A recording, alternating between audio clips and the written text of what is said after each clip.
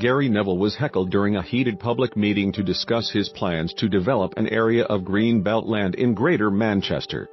The ex-United star was reportedly branded a liar at the meeting yesterday called to discuss his proposals for fields in Turnmoss, Trafford. The 43-year-old wants to turn Turnmoss playing fields into training pitches for Safford City FC and the proposed University Academy 92 (UA92), which he, together with 4 other former United players, is spearheading. Trafford Council, which is involved in funding the project, claim the development would bring flooded land back into use and provide facilities for the local community. But opponents from the group Friends of Turnmoss Group claim it would hand over public space to the private sector, while harming wildlife and disturbing residents of nearby retirement apartments.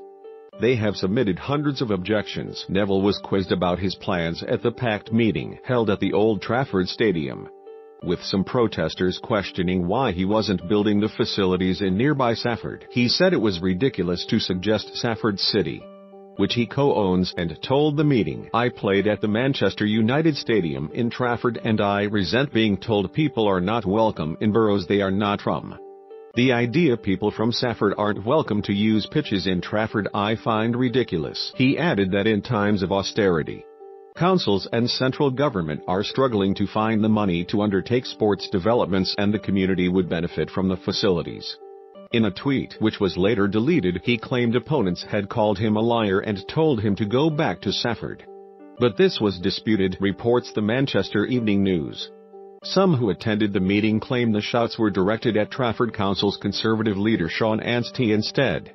Writing on the Friends of Turnmoss Facebook page, Helen Colley, a spokesman for the group, said, "I didn't hear anyone call Gary Neville a liar.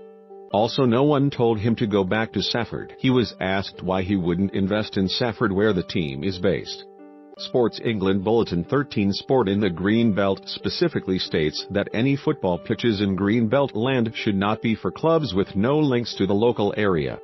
Safford City have no links to Stratford. CLR Anstey told the meeting the proposals were an important part of securing the future of Turnmoss, bringing flooded land back to use, and helping tackle the borough's health inequalities. The plans include 3 new grass football pitches, an all-weather 3 grams pitch, a 60-seater cafe, public toilets, a children's play area, changing facilities, a trim trail with outdoor fitness equipment and car parking. They would involve Safford City paying for a 10-year lease to use the facilities and base their academy there.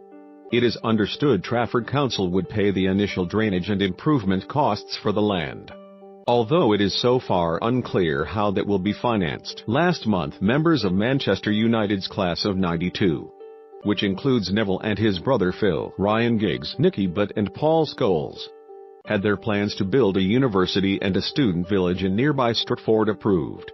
The University Academy 92 (UA92) is part of a £170 million Trafford Council plan for the Greater Manchester area.